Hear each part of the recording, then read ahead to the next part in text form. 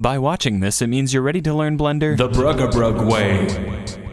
If you don't know who I am, you may recognize me from the Today's Low Poly cover art series, or just weird stuff I make that for some reason goes viral. After this tutorial, it'll be your turn to go viral, so let's begin.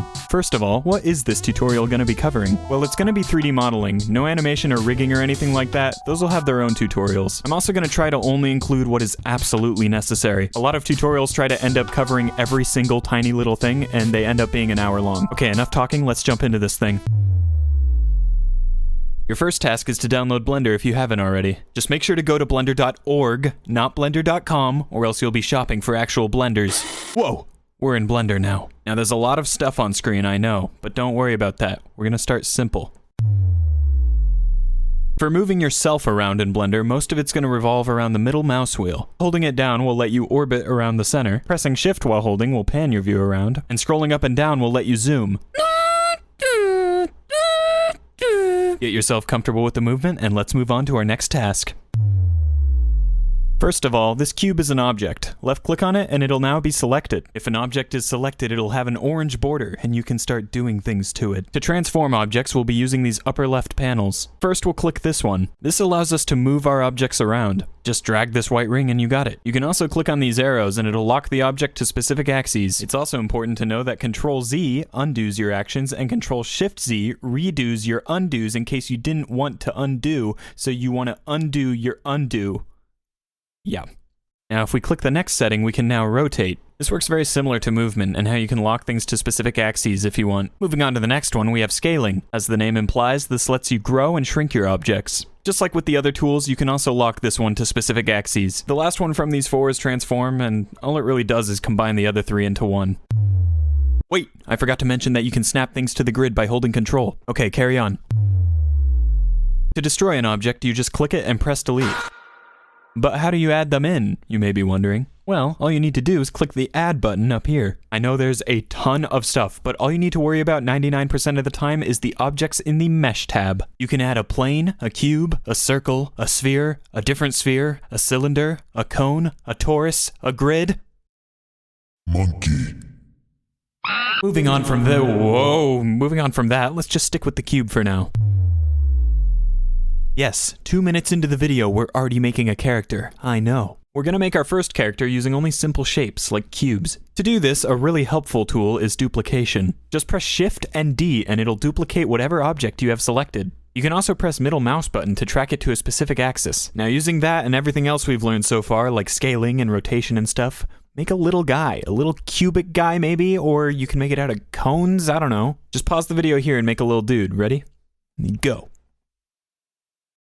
Okay, we're back. Did you make a little dude? You better have made a little dude. I made a little dude. Did you make a little dude? Send me the little dude on my email or something, I don't know, in the Discord server that we have. Now before we move on to the big stuff, let's move on to saving just in case you want to keep your little fella you made. Just go to the very top left and click File, then click Save. You can name this whatever you want. I won't stop you. Now that we've done that, let's click File again and create a new one. So a lot of you might be wondering, how are you supposed to make anything that aren't these simple shapes? Well, that's where we enter Chapter 2 of this video. Edit mode. Now as you can see in the top left, we are currently in object mode, but if you click that, you can see there are actually 6 other modes. Wait, 5 other modes, 6 modes total. There we go. Now if you click edit mode and then click off of the cube, you'll see there are little black dots on the corners. These are called vertices and they make up the form of our model. Edit mode is the main way we can manipulate these vertices. One important thing to note is that edit mode only applies to the objects we've selected in object mode. As you can see in this example, we are in edit mode for the cube to the left, but not for the cube on the right. To manipulate, oh my god, I have trouble saying that word. To manipulate vertices, it's very similar to how we did things in object mode. Just select one of them and use any of the transformation tools we used earlier. Look, we're actually changing the shape of things a little bit. But you might be wondering, what is the point of using rotation and scale? These aren't doing anything. Well, that comes in if we select multiple things at once. Using Shift and clicking multiple things, or just clicking and dragging over what you want to select, will let you modify multiple vertices at once. You can also use these 3 buttons up here to switch between vertice, edge, and face select. Edges are basically the black lines between vertices, and faces are the gray squares that make up the visual aspect of our objects. There are a lot of ways to add vertices to your object, but I'd say 3 of the most important ones, besides subdividing, are extruding, beveling, and insetting. For extruding, then in most cases you're going to want to do it with faces, so go into face select and select one, or select 4 vertices, then click E. Oh, we have extruded. Like with a lot of things so far, we can click middle mouse button to adjust where it tracks to, and we can hold control so that it snaps to the grid. We can do this all over the place and get all sorts of shapes out of it. For beveling, you're going to want to select an edge and press Ctrl B.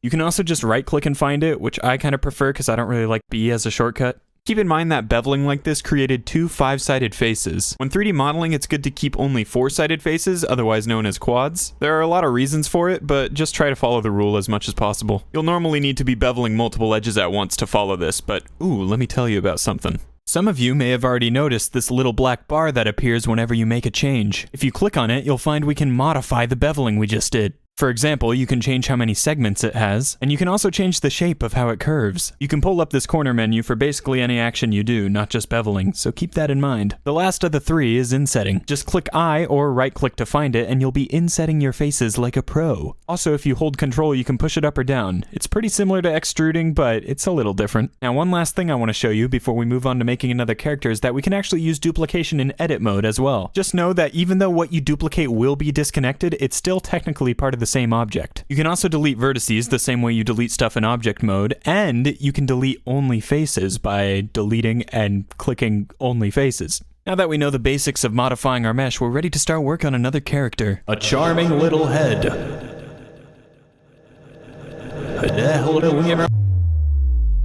So first we're going to start with a cube, and realistically most of your models are going to start with a cube if you do things my way. Now to the right you'll notice this modifier tab, and if you don't see that, just click on the wrench symbol out of all the buttons there. Now you'll notice that there are a lot of modifiers, like a lot of modifiers, but don't worry, because you'll only be using like 4 or 5 of these 99% of the time. And they are all in the Generate tab. We're not going to go through all of them this video, but if you want to click through them yourself, most of them are pretty self-explanatory. But before you do that, let's go over how modifiers work by clicking the Subdivision Surface modifier. Whoa, that did some cool stuff to our cube. So as you can see to the right, there are some settings we can adjust with our new modifier. The number up top decides how many times our cube is being subdivided. If you don't know what I mean by subdivided, it's basically just taking each of the cube's faces and dividing them into 4 new faces.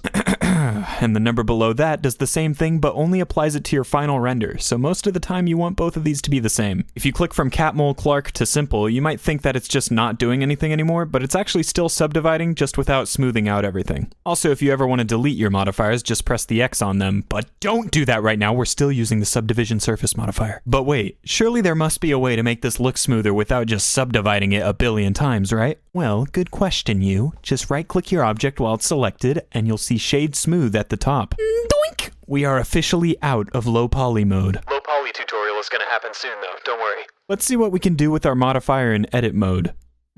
We still have the same amount of vertices. Now this is pretty nice because extruding or basically any other action gets very pleasantly smoothened. But what if we want to interact with the subdivided vertices? Well, let's go back into object mode. We'll go with 2 subdivisions for this, and then click the drop down and hit apply. Now if we go back into edit mode, well, guess what happened? Our modifier just got applied. We can now edit the modified vertices as if they've always been there. Now before we move on, let's just add another subdivision surface modifier so that things stay smooth while we work. We'll set both of them to 2 again, but remember not to apply it this time. I know I said we're going to start on the head like 3 minutes ago, but now we're really going to start getting into it. So for this segment, we're basically going to be applying everything we've done so far. One cool thing we can do before we actually start is click this button on the subdivision modifier. This basically makes it so that our editing cage now conforms to the modifier. See the difference when I toggle it off? Sometimes I like having this on and sometimes I don't, so just do whatever you feel like. I'm going to have it on for now though. Now the first thing I'm going to do in making our character is select these 2 faces and extrude them inward. This gives us some nice little eye holes. I also decided to turn up the subdivision by 1 just so that everything looks a little smoother. Now as for our mouth, we can select these 4 faces and extrude them as well. We officially have a very simple little character, but let's customize it a little. I'm wanting to keep this guy perfectly symmetrical, but that's going to be pretty hard if I'm grabbing one edge at a time. Luckily, Blender has some symmetry options in the top right. Now when we move things, we get a little